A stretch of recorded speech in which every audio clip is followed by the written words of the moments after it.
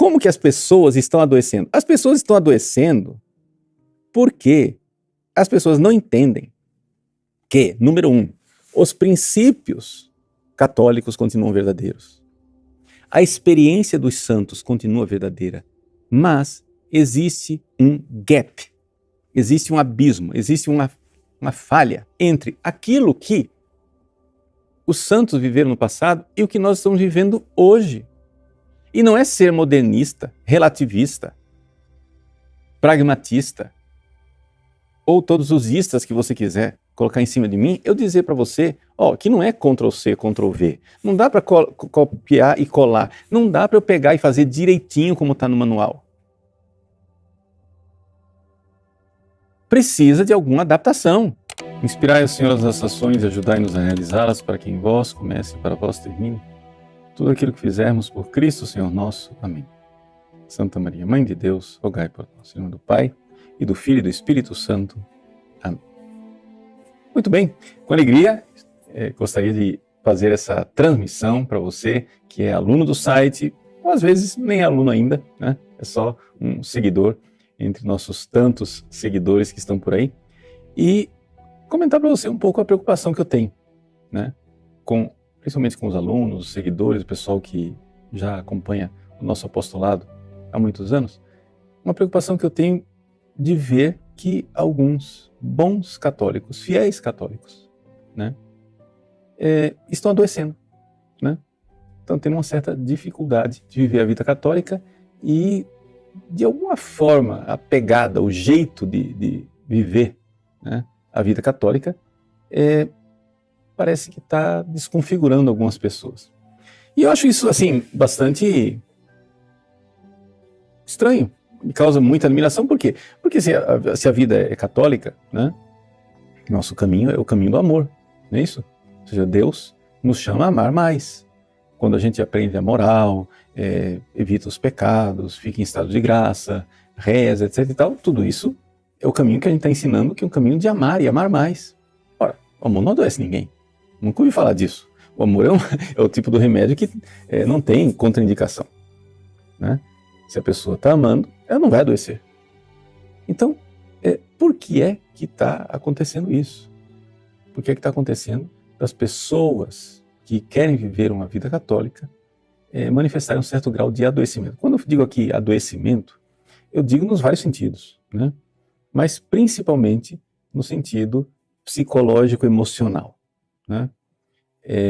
Assim, pessoas que têm vivido a vida católica e a vida espiritual, aquilo que é a tradição católica, de forma meio pesada, entende?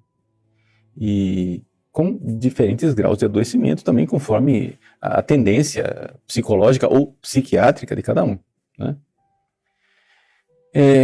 Isso me causa, em primeiro lugar, né, uma preocupação no sentido de cuidado pastoral mesmo, né, de ajudar as pessoas. Eu tenho ajudado as pessoas até aqui, quero continuar ajudando, vamos construir direito a coisa, né? Onde é que vocês estão errando aí na aterrissagem, né? Ou seja, o avião deveria aterrissar direitinho, né? Fazer a viagem e aterrissar bem. E tem pessoal aí derrapando na pista, tá causando alguns acidentes de percurso. O que é que está acontecendo com essas pessoas?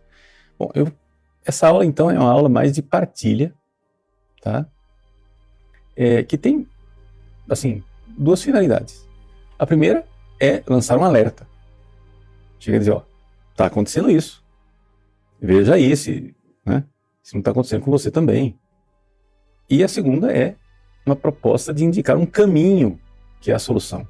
É evidente, não vou dar todas as soluções, porque seria impossível, mas aquilo que no cuidado pastoral, no contato com as pessoas, nos atendimentos espirituais que eu faço, é aquilo que a minha experiência de padre, 32 anos de padre, eu tenho para partilhar para vocês, que é o que geralmente falta nas pessoas. Então, é sobre isso que nós vamos falar, tá?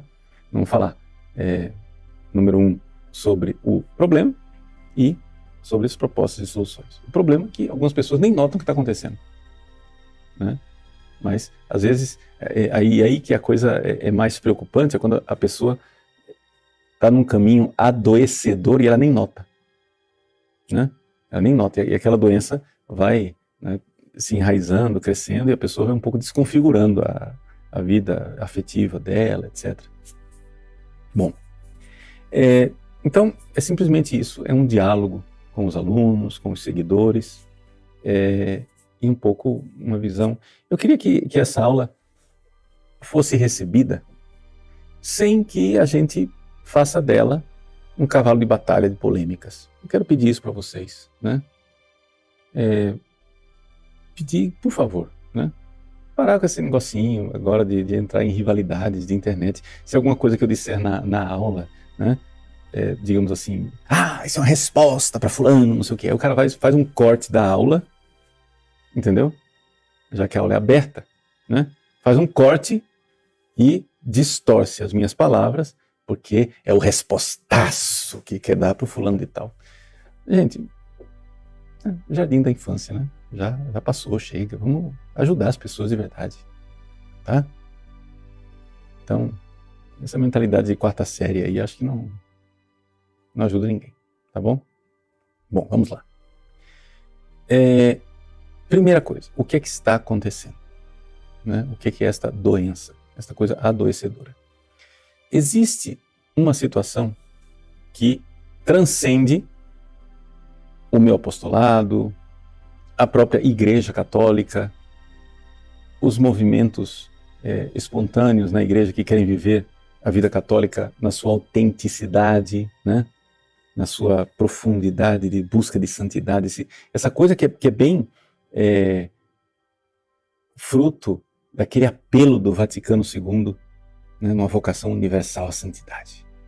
Se o pessoal quer viver a vocação universal à santidade e termina se machucando no meio do caminho. Mas por quê? A santidade não deveria ferir ninguém, né? O que está acontecendo? O que transcende, a coisa que transcende é a desconfiguração das instituições. Né?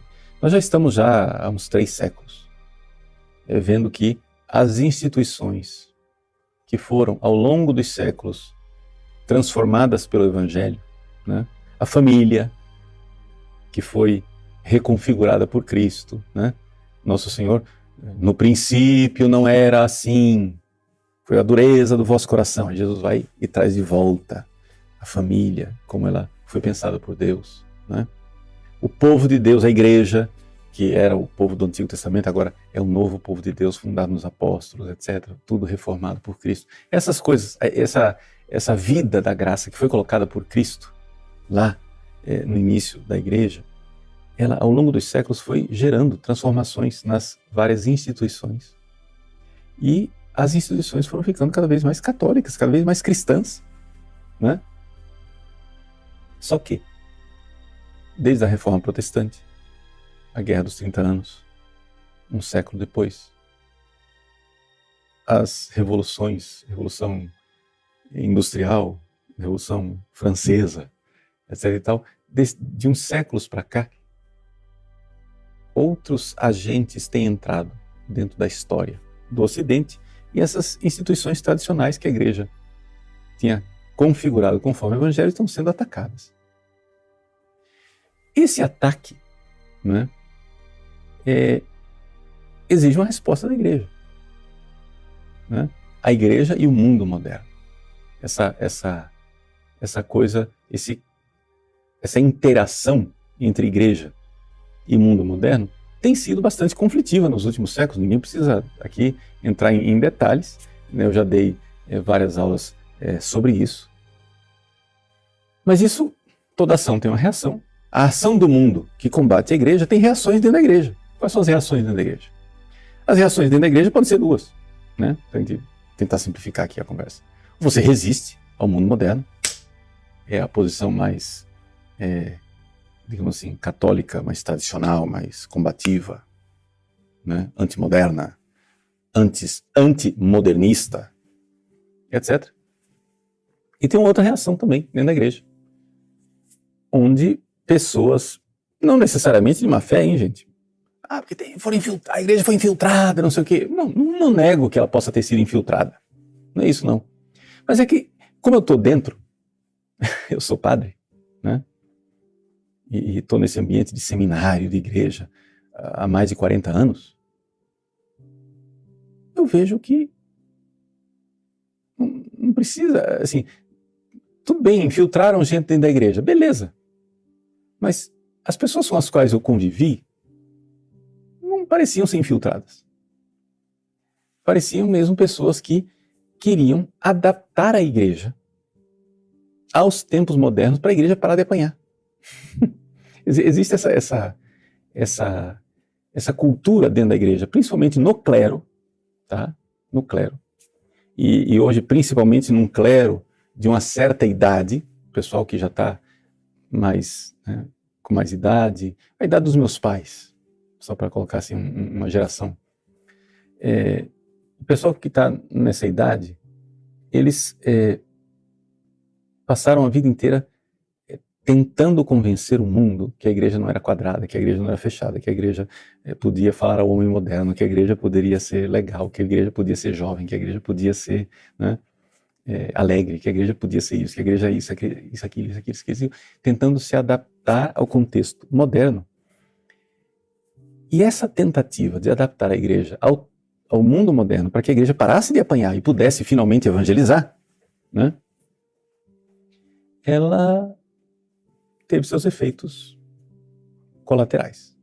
Ou seja, para não dizer que foi um projeto totalmente fracassado, né, que talvez seja um juízo excessivo, mas foi um projeto razoavelmente frustrado.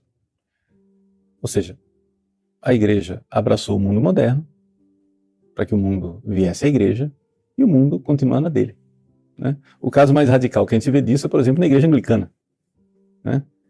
O que é a igreja anglicana? A igreja anglicana é a igreja dos sonhos do mundo moderno. É a igreja que se adaptou totalmente às exigências do mundo moderno, né? E que pena, o mundo moderno da Inglaterra não veio para a igreja. As igrejas anglicanas hoje estão vazias. Não tem vocações, não tem gente na igreja, não tem nada. Está desconfigurada. Nós católicos não chegamos a tanto, mas ainda há, dentro da igreja católica, esse esforço de que a gente tem que se adaptar, a gente tem que ser legal, a gente tem que ser aberto, a gente tem que ser, né, se adaptar ao beautiful people, né? Bom, este esforço de adaptação ao mundo moderno, para nós sermos mais abertos, mais simpáticos, etc, etc, claro que gerou dificuldades dentro da igreja para quem queria aquela outra abordagem de ser mais católico, mais autêntico, mais, né, identidade clara, identidade católica, etc. E eu vejo que esse conflito, pode chamar assim, hoje parece um conflito mais generacional, né, de geração, né, geracional. Um conflito geracional em que os mais velhos parecem querer mais adaptação ao mundo moderno e os mais novos, né, querem a retranca da tradição. Não, chega. Esse jeito aí de vocês não deu certo, né? Esse jeito, essa geração Woodstock de vocês aí não funcionou. Vamos, né? A solução é um batinão, é um véuzão na cabeça, uma saiona, correntona de consagração, pronto. Essa é a solução. Beleza. Então tem assim um radicalismo das duas partes. Eu só estou descrevendo aqui, estou chovendo no molhado, porque eu estou descrevendo a vida que vocês mesmos vivem, não estou dizendo novidade nenhuma. Eu só estou dando a conhecer a vocês que eu estou bem consciente da história, não estou em outro planeta, eu estou nesse planeta aqui. Mas o que ninguém nota é que isto desconfigurou as instituições. Por quê? Eu vou chegar na instituição que nos interessa aqui, que é a instituição da família, tá? Mas eu vou dar um passo pedagógico, que fica mais claro, para servir como exemplo. Eu estou aqui com o Código de Direito Canônico, né? Tradução da CNBB. O Código de Direito Canônico é o código que foi promulgado por João Paulo II em 1983. Tá? Só para se localizar no tempo. Tem, no livro segundo, tem um capítulo, né? A primeira parte dos fiéis, tem um capítulo que fala das obrigações e direitos dos clérigos. Então vamos analisar essa instituição chamada, né, o sacerdócio católico, os clérigos. O que a igreja espera dos clérigos? Qual é a lei da igreja? Tá? Eu estou pegando, vocês estão entendendo o que eu estou fazendo, eu vou pegar o direito canônico porque está escrito aqui. Porque já que não tem nenhum direito canônico da família, no sentido assim, estrito, eu vou pegar o exemplo do clero para vocês entenderem. Vamos lá. Vou ler aqui, de passagem, né, os cânones, a partir do cânon 273, eu vou pegar aí a esmo coisas. O que é que se espera de um padre? Que todos os dias celebre o sacrifício eucarístico. Né? Que ele celebre a liturgia das horas, rezar o breviário. São obrigados a participar de retiros espirituais, fazer oração mental, se confessar com frequência, o sacramento da penitência, especial veneração à Virgem Maria. No capítulo que fala do seminário, especifica que essa veneração à Virgem Maria é o terço, é o rosário. Né? Visita ao Santíssimo, etc e tal, companhia limitada. Evidente, os padres têm que observar a continência perfeita, ou seja, celibato. Cânon 278, parágrafo 2º, né? O estímulo à santidade no exercício do ministério, ou seja, a igreja está assumindo aquilo que está no Vaticano II, na Presbyterorum Ordinis, que está na Lumen Gentium, que o padre é especialmente chamado à santidade. Cânon 279, evitando profanas novidades de palavras e falsas ciências. O padre, direito canônico aqui, pessoal, não sou eu, não fica com raiva de mim, tá aqui. Aqui, ó, deixa eu ler o latim, aqui, ó. Devitantes, evitando, profanas vocum novitates, novidades de palavras, vozerio, né, de palavras, de novidades, et falsi nominis scientiam, e a ciência de falso nome, ou seja, uma falsa ciência. Fuja disso, padre. E aí vai. E assim, vai para frente, né? O negócio aqui é cumprido. Usem o hábito eclesiástico, não pertençam a nenhum partido político e nem associações sindicais, companhia limitada. Beleza, tá aqui. Bom, eu não quero ser apocalíptico, mas os meus irmãos padres que estão assistindo, ao ver essas coisas que estão aqui no Código de Direito Canônico, sabem muito bem que um sujeito que viver isso daqui pelo ambiente interno da igreja, não necessariamente o bispo, às vezes é o ambiente do clero, né? Ou seja, um padre que viver esse negócio aqui, que rezar a liturgia do jeito que a igreja prevê, como o Código Canônico diz aqui, que ele tem que rezar a missa do jeito que está no missal, que ele tem que pregar a palavra de Deus e a doutrina da igreja do jeito que está no catecismo, que tem que seguir a moral da igreja do jeito que a moral tradicional está lá. Ensinar. Gente, se um padre fizer isso, você que é padre jovem, recém-ordenado, deixa eu avisar você. Na melhor das hipóteses, na maioria dos contextos de dioceses e congregações, você vai ser promovido ao cargo de vigário num lugar periférico e desconhecido. Na pior das hipóteses, você vai ser crucificado, morto, sepultado e não ressuscitará ao terceiro dia.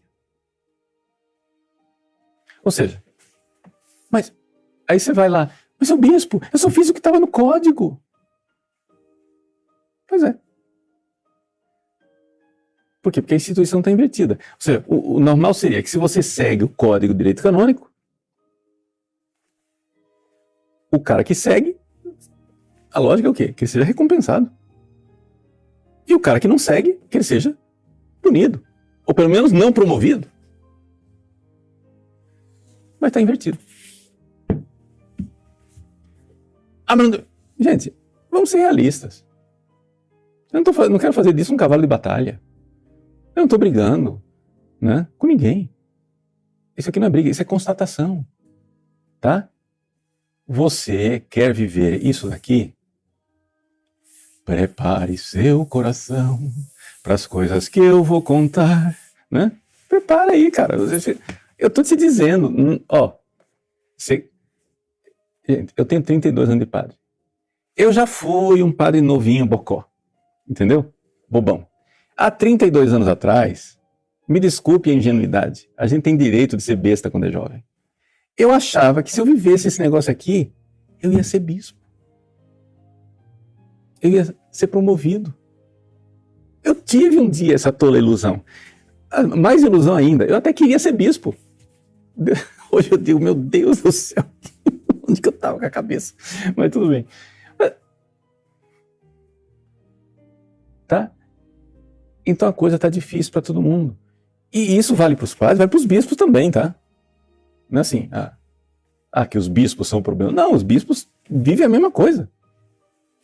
Né? Então, o que eu estou dizendo? Eu estou dizendo que uma pessoa que esteja disposta a viver isso daqui, estou te obrigando a viver isso daqui? Não. Eu só estou dizendo que se, e somente se, você está disposto a viver isso daqui, se prepare. Você não precisa enfrentar ninguém de frente, não se ponha no trilho da locomotiva para ser atropelado, entendeu? Nada disso. Não precisa. Respeite seu bispo, respeite as autoridades, respeite a igreja, etc e tal, mas saiba o seu futuro. No atual contexto, eu acho que na maior parte dos casos não vai ser muito promissor. Combinado? Aviso dado. Acho que ninguém vai me acusar de ser radical ao dizer isso. Mas eu estou dizendo isso para quê? Para a gente olhar para a família. Isso que está tão fácil aqui, porque está escrito no livro, tem a mesma coisa da família. A família também é uma instituição. Se a gente fosse escrever o código da família, nós iríamos dizer o quê? Quando a sua família é uma prioridade, você se une com a sua esposa e você quer ter filhos, você é aberto à vida, você vive a cultura da vida, não a cultura da morte, você quer educar seus filhos e levá-los para o céu, você realmente quer educar seus filhos conforme os valores cristãos, que você quer ensinar aos seus filhos o caminho da santidade. Quando você resolver fazer isso, muito bem. Prepare seu coração, né? Você vai ser crucificado, morto, sepultado e não ressuscitará ao terceiro dia. Por quê? Vou dar um exemplo, para não ficar um exemplo teórico. Um exemplo que eu atendi esses dias. Uma senhora convertida há alguns anos, acho que uns 5 anos. Ela é boa católica. Mas ela é a única católica da família dela. Ela, resolveu educar os filhos, ficar em casa, teve o primeiro filho, agora está grávida do segundo, etc. Mas acontece o seguinte, todo mundo na família dela é bem posicionado, todas as mulheres, uma é juíza, outra é médica, outra é alta funcionária concursada, etc e tal. Todo mundo é estrela na sociedade. E o que é que ela é? Do lar. Ela tomou essa opção, ela fez isso livremente. Deixa eu dizer para vocês, eu atendi essa senhora, tá? Não faço nem ideia do nome dela. Pra vocês terem ideia da coisa. Eu atendi esses dias. Se eu encontrá-la, vou provavelmente reconhecê-la, mas não sei especificamente o nome dela. Não sei quem ela é. Tá? Sei que mora aqui na região e no estado e está nessa situação da família toda massacrando ela. Quando tem uma reunião de família, todo mundo em cima dela. Ela fez isto de boa vontade, ela fez esta opção, que eu acho uma opção válida, boa. Entendeu? Ela optou pela família, pelos filhos. Ela só está no segundo filho, né? Agora que engravidou do segundo. Mas a pobre já está desconfigurando. Por quê? Eu atendi e disse, olha, filha, eu não sei não, mas a impressão que eu tenho é que você está deprimindo. Porque quando eu mostrei para ela que eu entendia o drama que ela estava vivendo, né? Porque assim, ela veio achando que eu iria repreendê-la. Sabe aquela história da igreja, né? Massacrante, né? Igreja católica, tradicional, fechadona. Aquela caricatura que as pessoas têm da tradição, né? Então ela veio achando que eu ia repreendê-la. Eu disse, não, filha, de fato, você está passando uma pressão muito grande. Quando ela viu que eu a compreendi, esta mulher caiu num pranto de choro.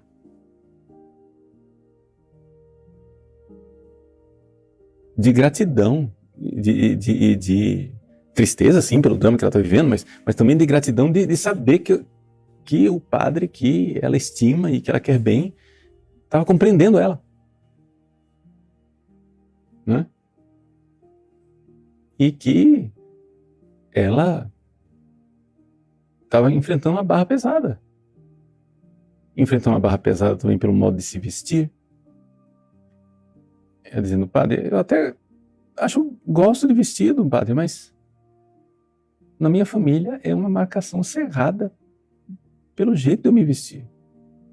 Aí quando eu disse para ela, filha, se vista de uma forma modesta, digna, elegante. Ninguém não tem obrigação nenhuma de estar com vestido. Pelo amor de Deus, eu sou a favor de mulheres de vestido.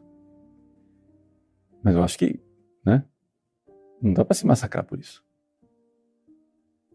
Desde que você seja modesta, digna, elegante, bem vestida, etc, etc.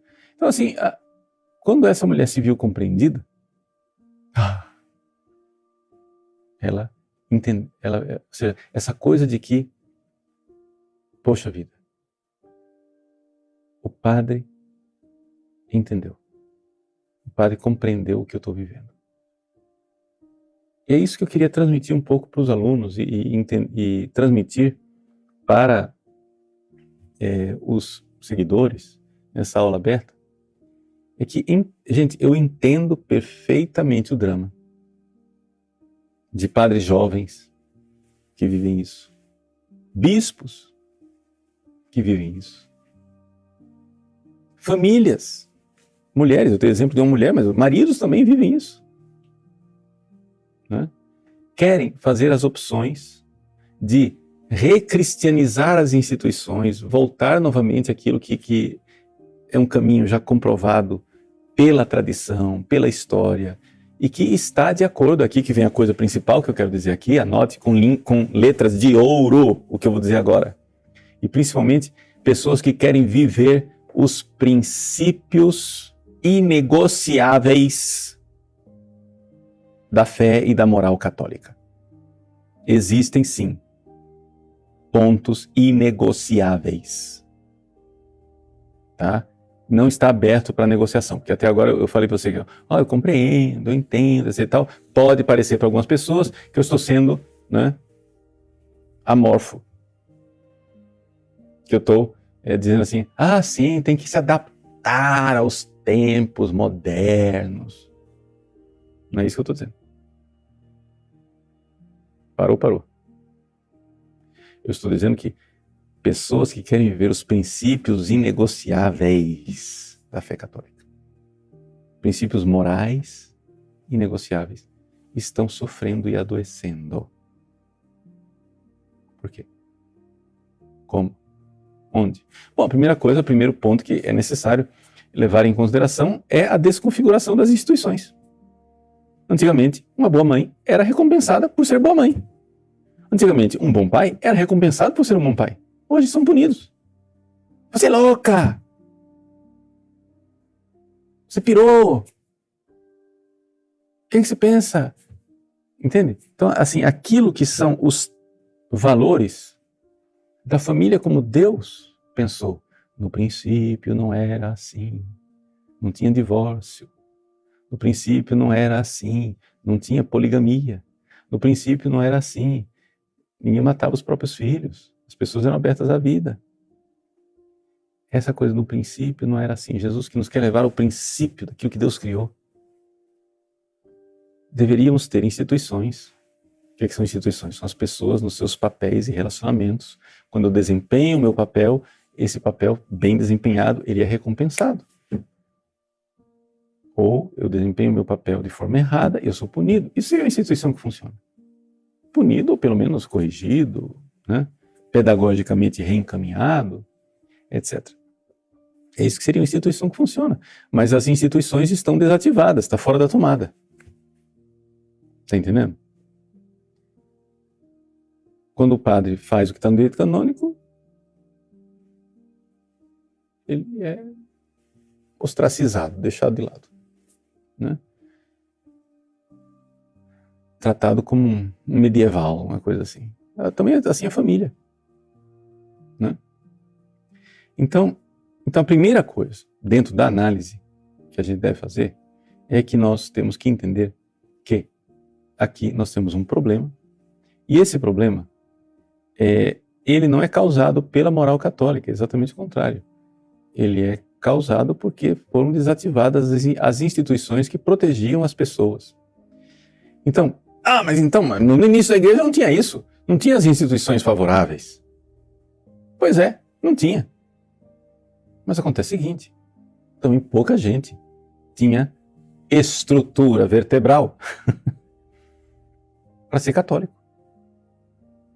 Vamos lembrar que durante os séculos da perseguição, a igreja, ela numericamente crescia, mas não cresceu geometricamente, ela cresceu aritmeticamente. Cresceu, se você olhar para o sociólogo histórico Rodney Stark, ele mostra claramente que o cristianismo nos primeiros séculos, ele teve um crescimento orgânico. A proporção, as estatísticas nos mostram que o cristianismo foi um sucesso, mas não foi um sucesso, assim, de crescimento geométrico. Foi um crescimento orgânico, normal, natural, etc. O cristianismo foi crescendo ao longo dos 3 séculos de perseguição. Mas quando pararam as perseguições, aí se deu o crescimento geométrico. Blá, blá, blá, blá, blá, aí todo mundo queria ser cristão. Isso mostra uma coisa que acho que é intuitiva, né? Dá para você entender que quando você tem uma instituição que incentiva as coisas funcionam. Né? E quando você tem o fato de que a instituição não incentiva, as coisas desconfiguram. E aí o cara precisa ter uma estrutura de personalidade, uma estrutura, para usar a parte da natureza que supõe a graça, né? Perdão, a graça que supõe a natureza. Então, a parte da natureza. Personalidade, equilíbrio, maturidade afetiva, prudência. Todas essas coisas que são estruturas naturais em cima da qual a graça opera e faz os santos. Os santos que nos primeiros séculos da igreja enfrentavam o vagalhão do Império Romano que queria matar os cristãos. Só acontece o seguinte, gente, nós estamos vivendo uma outra situação. Nós estamos vivendo uma situação de uma sociedade que até poucas décadas vivia um ethos, um ambiente razoavelmente cristão, já era bastante pagã, mas tinha ainda, né, uma coisa razoavelmente cristã. Eu não sou tão velho assim, eu estou com 57 anos de idade. E na minha infância, o divórcio era um negócio que, né? Primeiro que não existia, tinha disquite. Né? Mas uma pessoa desquitada era olhada assim. Uma pessoa que, uma gravidez fora do matrimônio,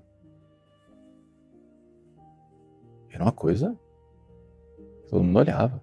Então, era um outro ambiente completamente diferente. Então é evidente que um ambiente onde a fidelidade matrimonial, né, o vínculo indissolúvel do casal, tudo isso era incentivado, você está vivendo um ambiente social diferente do ambiente social agora. Hoje em dia, um filho diz para o pai e para a mãe que quer casar, o pai e a mãe diz, não, pensa bem, Mas é isso mesmo? Não, pera lá. Vive junto primeiro. Experimenta primeiro. Quer dizer, os próprios pais.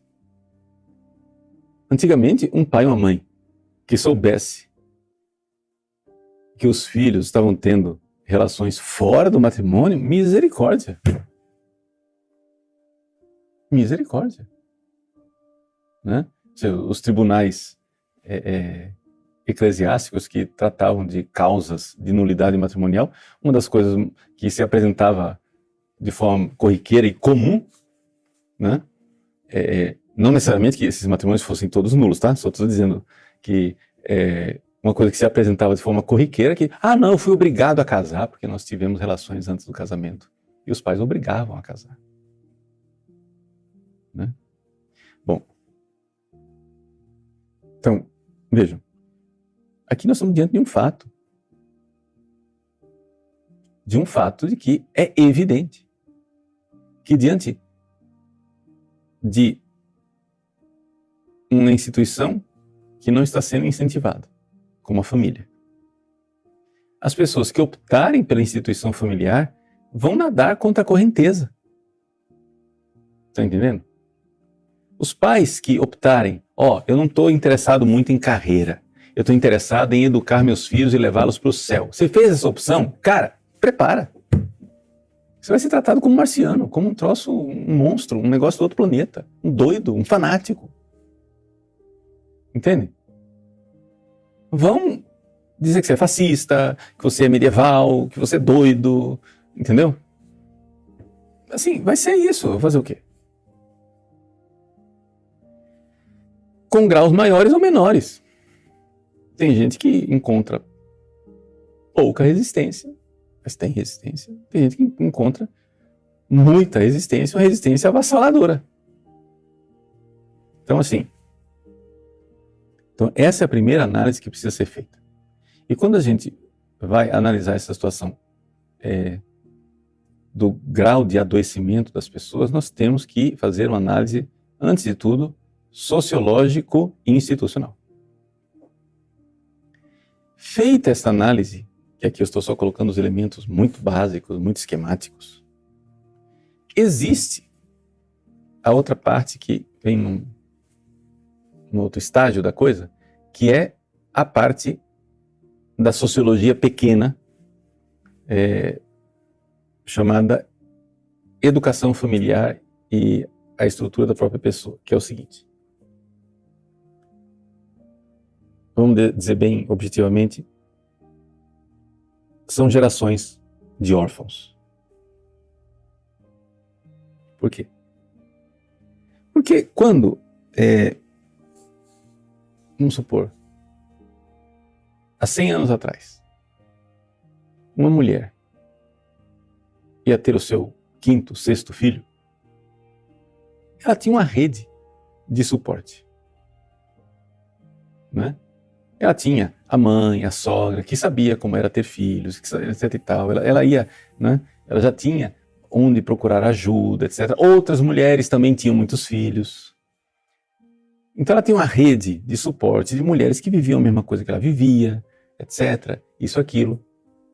E hoje em dia, esse suporte não tem mais. Hoje uma mulher vai ter o seu 5º, 6º filho, está trancada num apartamento, porque o problema de segurança social no Brasil é tremendo. Os filhos não podem jogar bola na rua, não podem sair porque vão ser assaltados, vai ser bala perdida, vai ser etc e tal. A mulher tem que ficar dentro de casa, aí ela opta por educar os filhos sem telas. Aí os filhos não têm o que fazer o dia inteiro dentro de casa. Ela tem que ser criativa, ela tem que fazer as coisas, etc, etc. Quer dizer, isso, dependendo da sociologia pequena da família da pessoa, é um negócio fortemente adoecedor. Entendeu? Dependendo da pequena sociologia, ou seja, quem é essa mulher, qual é a estrutura que ela tem, psicológica, o suporte, isso, aquilo, etc. Qual é a natureza dos filhos dela, porque tem filho que é quietinho, tem filho que é um furacão. Né? Qual é a situação financeira dela, qual é o marido que ela tem, e assim por diante. Quer dizer, é uma série de fatores, um negócio assim tão interminavelmente complexo, que aqui nós precisaríamos entender que se você fez a opção pela família, você precisa colocar esse seu projeto em ação cum grano salis, ou seja, com um grãozinho de sal. É uma expressão latina para dizer que você tem que ter uma certa sabedoria. Entendeu? Uma pitadinha de sabedoria. O que isso quer dizer na prática? Isso quer dizer o seguinte, gente. Jesus disse, você vai entrar numa guerra, você tem que saber o tamanho do seu exército. Senão você vai e já manda negociar lá com o general, porque você não vão deixar a batalha para outro dia. Entende? Você vai edificar uma torre, você vê se você tem os recursos, senão vai virar um elefante branco. Tá? O que é que eu estou dizendo com isso? Eu estou dizendo que, atenção, letras garrafais escritas em ouro, sem negociar os princípios de fé católica e sem negociar os princípios morais da Igreja Católica, você vai realizar o seu projeto de forma sábia e prudente. O que quer dizer sábio e prudente? Quer dizer o seguinte, gente. Você tem que ver que entre o princípio moral e a realização aqui embaixo, existem etapas que precisam ser vividas e são etapas de inteligência prática e até mesmo de técnica, de arte. Deixa eu explicar aqui para você entender. Vamos lá. A pessoa chega e diz assim, o Padre Paulo falou que Santa Teresa e os grandes diretores espirituais nos dizem que o ideal seria a pessoa chegar a 2 horas de oração por dia. Beleza. Só que, vamos lá. Primeira coisa, quem você é? Qual é sua capacidade de recolhimento? Que vida agitada que você tem? Qual é o seu histórico? Qual é o seu temperamento? Quais são os seus traumas, etc, etc, para a gente começar a rezar.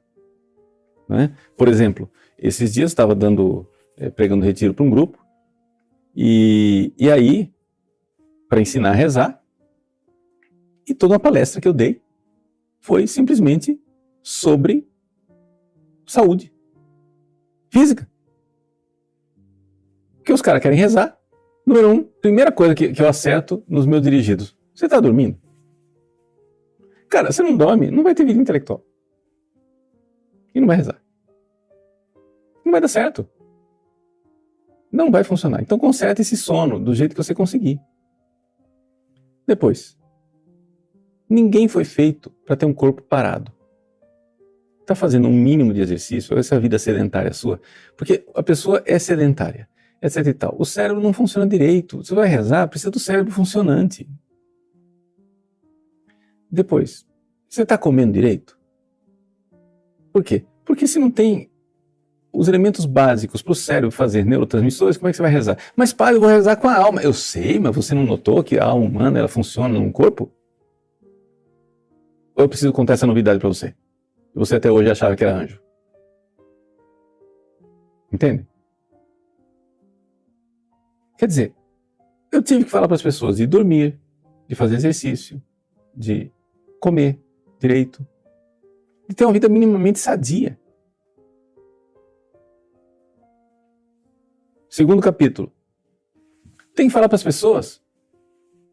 Tem que alfabetizar as pessoas. Porque eu vou ensinar a meditar, um cara não sabe ler. Ele não sabe procurar o referente atrás de cada palavra. Ele não sabe usar o imaginário para entender o que está realmente escrito ali. Gente, são tarefas que antigamente já estavam feitas. Terceiro ponto, celular. Você precisa desintoxicar desse bendito celular. De estar o tempo inteiro olhando. Como que vai ter recolhimento? Não vai funcionar. Gente, todas estas são coisas que você não adianta procurar nos manuais. São João da Cruz não fala disso na subida do Monte Carmelo. Porque ele não tinha celular, não tinha vida sedentária, não tinha problema de dormir, não tinha luz elétrica, gente. Apagou a luz do sol, acabou, todo mundo ia dormir. Agora a gente fica esticando a noite até não sei quando. A pessoa não dorme e no outro dia quer rezar. Aí você vai ler a orientação fofa dos grandes diretores espirituais dizendo acordar de madrugada. Só que o cara dorme 1 da manhã e quer acordar de madrugada. Você é doido. Mas Santo Afonso, São João da Cruz, São Pedro de Alcântara, entendeu? O Tanqueray. Meu, acorda pra vida. Tá entendendo? Então, veja só, como que as pessoas estão adoecendo? As pessoas estão adoecendo porque as pessoas não entendem que, número 1, os princípios católicos continuam verdadeiros. A experiência dos santos continua verdadeira, mas existe um gap, existe um abismo, existe uma falha entre aquilo que os santos viveram no passado e o que nós estamos vivendo hoje. E não é ser modernista, relativista, pragmatista, ou todos os istas que você quiser colocar em cima de mim, eu dizer para você, que não é Ctrl+C, Ctrl+V. Não dá para copiar e colar. Não dá para eu pegar e fazer direitinho como está no manual. Precisa de alguma adaptação. Não, mas os santos viviam a penitência, se flagelavam. Gente, para.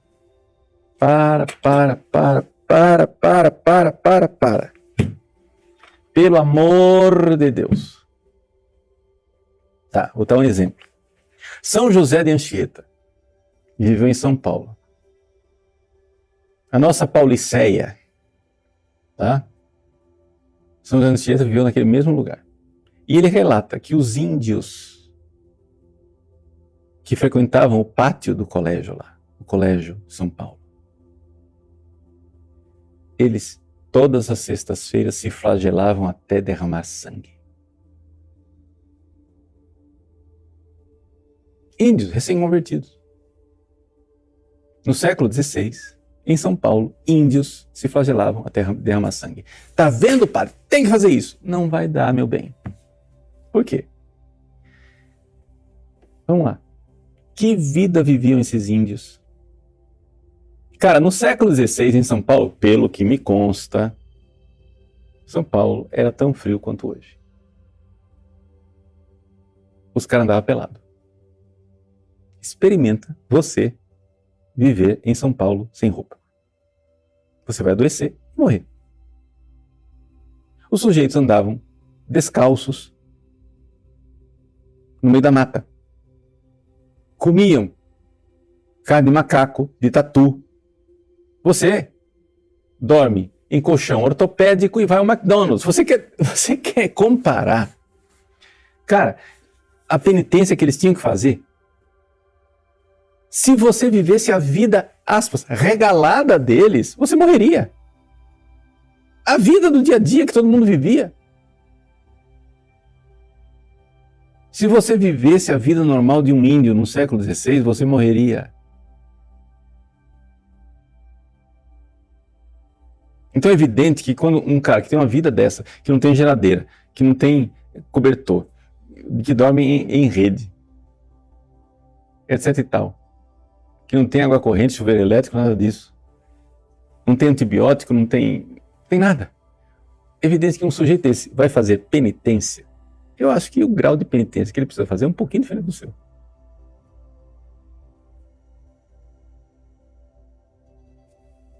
Aí o abençoado, né, assiste os vídeos do Padre Paulo Ricardo.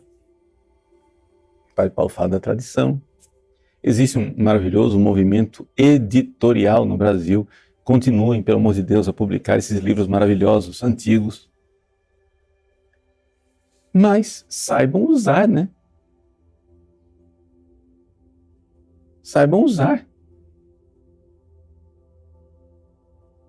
O cara assiste os vídeos do Padre Paulo elogia São Pedro de Alcântara, São João da Cruz, Santa Teresa, etc, etc. Aí o cara vai lá ler e quer transportar coisas do século XVI para cá, sem fazer um mínimo de adaptação. Adaptação que eu quero dizer aqui não é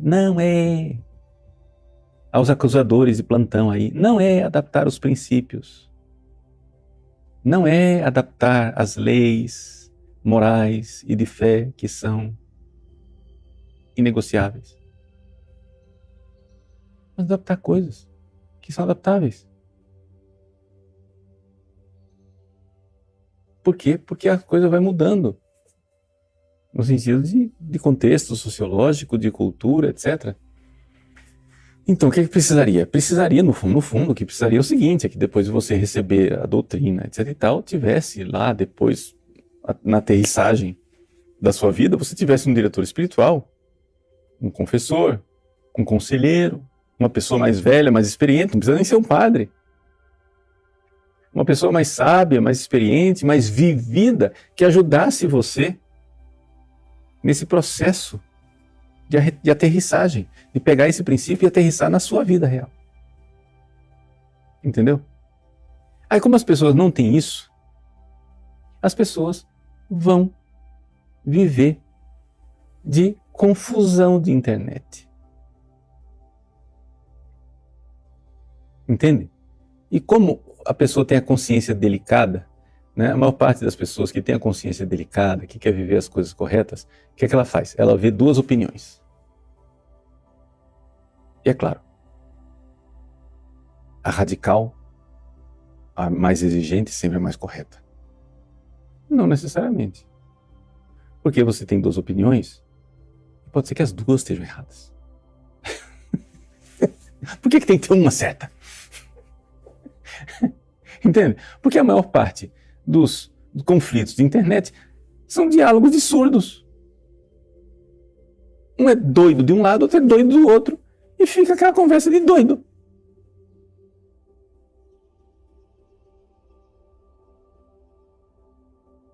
Então,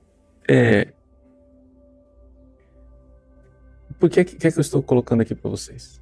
Colocando para vocês que um caminho, a gente entender, veja, eu só vou descrever aqui, eu só vou descrever. Tá, eu tenho um princípio aqui. O princípio, se ele é um princípio, evidente, vou dizer um óbvio, mas as pessoas não pensam óbvio. O princípio é abstrato. Sua vida é concreta. Na passagem do princípio abstrato para a vida concreta, tem, no meio do caminho, o princípio teórico precisa passar por uma coisa chamada razão prática, no exercício de uma virtude chamada prudência. Eu não vou ensinar aqui para vocês a respeito da prudência. Mas a prudência, ela é, né, essa virtude que vai dando carne, vai dando vida àquilo que é abstrato. Né? Vai, digamos assim, concretizando.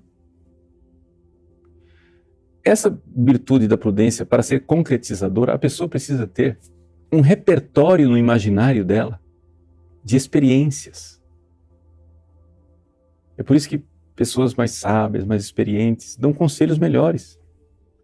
Porque ela já tem um repertório do que dá certo, do que não dá certo, do que funciona, do que não funciona, etc, etc, isso, aquilo, o que é adoecedor, o que não é adoecedor, entende? Por quê? Porque o jovem inexperiente, ele acha, não, sei lá, outro dia, recebi um rapaz, 23 anos, quero ser padre. Tá, desde quando você está pensando nisso? Desde abril. Desde quando você se converteu? Há um ano. Não é por nada, não. Mas vamos ser leigo primeiro, né? Vamos viver a vida católica primeiro, etc. Por quê? Porque você viveu uma vida errada. Para você relacionamento com uma mulher é sinônimo de pecado, você rompeu com o pecado, é evidente que a pureza e a castidade, ela adquire para você um nome simplório chamado celibato. E você vê que é bom se doar a Deus no sacerdócio, você está vendo que, nossa, é isso mesmo que eu preciso me doar, eu preciso ser generoso, não sei o que, e tal. Beleza, isso é empolgação necessária, boa, bonita, é um estágio da conversão da pessoa. Dá um tempo. Dá um tempo para você. Essas coisas que você está vendo, elas precisam criar corpo na sua vida, entendeu? Para você realmente ver se a forma que Deus está te chamando de viver a castidade é o celibato ou não é, é o matrimônio. E a forma que Deus quer de doação é no sacerdócio, ou é na vida consagrada, ou é na vida de família, sei lá onde, calma. Entendeu? Belo, bonito, maravilha que você esteja pensando no sacerdócio. Continua firme, mas dá um tempo. E por que eu digo isso? Porque eu tenho 32 anos de padre, eu tenho experiência e eu sei, eu tenho um repertório no meu imaginário de uma série de nomes de recém-convertidos que empolgados quiseram entrar no seminário dele com os burros, não era nada disso. E que depois fez falta ter vivido um tempo como leigo, na paróquia, na vida real, etc. Entendeu? Então, quando eu tenho um princípio aqui, uma coisa geral, genérica, a pessoa vai e a prudência leva a dar corpo a isso aqui. Além disto, além dessa parte da prudência, ainda tem um outro substrato inferior, que é a técnica, a arte, o jeito de fazer as coisas. Por exemplo, muitos pais querendo educar os filhos, pais se emancipando e querendo formar as suas escolas. Né? É um direito dos pais, pelo amor de Deus, quem que vai proibi-los disso? Incentivo, hein, pelo amor de Deus. Vão em frente, eduquem seus filhos. Mas acontece o seguinte, como educar filhos nessa sociedade? Gente, isso é uma arte que precisa ser inventada por nós. Claro que tem as experiências pedagógicas do passado. Mas não adianta você pegar São João Bosco, Ctrl+C, Ctrl+V. Não adianta você pegar São Francisco de La Salle, Ctrl+C, Ctrl+V. Copia e cola. Não, não vai funcionar. Por quê? Porque os nossos filhos enfrentam realidades que não se enfrentava. Não só há séculos atrás, há décadas atrás. Não precisa ir muito longe, não. Então, nós precisamos ir acumulando experiência, porque a educação, ela não é uma ciência exata, ela é uma arte. Ela é uma tecné, no sentido grego da palavra, em que você nota a criança, etc, tal, e não deu certo desse jeito, pera lá, vou tentar de outro jeito aqui assim, não deu certo aqui, não, pera lá, não, mas esse meu filho, isso aqui funciona, aquele outro lá já não funciona. Entendeu? Aí eu explico essas coisas para as pessoas, os bocozão, bobão, quer dizer, o padre Paulo ficou relativista. Não, eu não estou relativista, você, me desculpe, você é que é de uma ignorância admirável. A única coisa que tem admirável em você é a sua ignorância. Você está brincando de anjo. Você quer viver de conceitos universais. Isso não funciona, não é assim. Então, vejam, eu sei que a aula já está sendo longa e ao mesmo tempo está sendo curta e frustrante. Por quê? Porque vocês gostariam de ouvir mais detalhes, né, da coisa. Mas eu estou dando para você aquilo que eu anunciei no início da aula. Eu anunciei para você no início da aula que eu iria analisar o problema e que eu iria dar indícios, indicações de por onde que se resolve. Tá? Porque se você nem nota que o problema existe, você não vai solucionar. Então, esta aula aqui, como eu estou lidando com um grupo grande, pessoas que eu estou iniciando uma conversa. Estou iniciando uma conversa. O gato subiu no telhado. Entendeu? Estou iniciando a conversa para dizer, ó, notou que o problema existe? Você precisa, muita gente vai sair dessa aula meio em crise, no sentido que vai ser coçando a cabeça, dizendo, meu Deus, o problema existe mesmo, e agora? Entendeu? Calma. Né? Para nós recuperarmos, né, o caminho natural de uma tradição viva, etc, etc, nós vamos precisar de 2, 3 gerações de experiências acumuladas, porque nós, como sofremos de uma certa orfandade, nós precisamos, né, nos enriquecer com nossas experiências falhadas, muitas delas, e ensinar para os nossos filhos, só não faz isso que não funciona. Entende? Eu tentei, não funcionou. Tá? E estou falando de coisas práticas. Novamente, isso não é, em momento algum, negociar o inegociável. Mas existem coisas que são negociáveis e as pessoas estão tratando como se fossem absolutos. Tá? E não é. Você precisa ter uma certa capacidade de pegar esses princípios sem trair a eles e adaptá-los a situações concretas. E essa experiência é uma experiência que a nossa geração vai ter que viver, a próxima geração vai ter que continuar, e outra geração vai ter que continuar ainda, e nós não vamos ver essa tarefa terminada. Assim como os primeiros cristãos tiveram que se adaptar, por exemplo, os primeiros monges. Os primeiros monges no deserto, muitos enlouqueceram. São Basílio Magno diz isso. Que quiseram ser eremitas, queriam ser uma vida ascética, exageraram e não deu certo. Até que foram sendo criadas as regras, né? Veio a primeira regra de Pacômio, não sei o que, etc e tal, isso, aquilo. As várias regras foram sendo redigidas, a regra do Magister, e com bem limitada. Portanto, a regra de São Bento. Entende? Mas quantos séculos se passaram das primeiras experiências na Tebaida para se chegar a São Bento de Núrcia? Então, gente, vamos trabalhar, né? Vamos trabalhar, vamos viver. Ah, mas eu queria, né, que a minha família vivesse num ambiente ideal de temperatura e pressão. Desculpa aí. Não vai dar certo. Você vai ter que viver um aprendizado. Nós vamos ter que viver esse aprendizado. Eu não tenho solução para tudo. Nós precisamos, né, criar essas soluções com a experiência, com a vivência, sendo fiéis à tradição e sem cairmos naquela tentação, que eu acho que é uma experiência que deu pouco certo, de nós nos adaptarmos tanto ao mundo moderno que termina perdendo nossa identidade católica. Então, sem perder a identidade católica, uma adaptação justa no sentido prático, real, concreto, daquilo que uma santa prudência, né, nos oriente.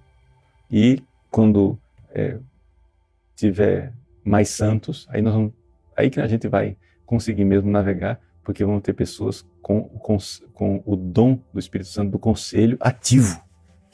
E aí, imagina só, um grupo de santos, todos eles com aquele dom do conselho divino, aquele comportamento divino, que sabe a solução certa no momento que a gente mais precisa. Então, mas aí tem muita tarefa de casa para ser feita, tá bom? Deus abençoe vocês, vamos continuar conversando sobre esses assuntos, tá?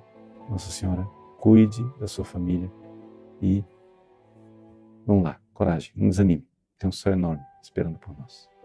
Em nome do Pai, do Filho e do Espírito Santo. Amém.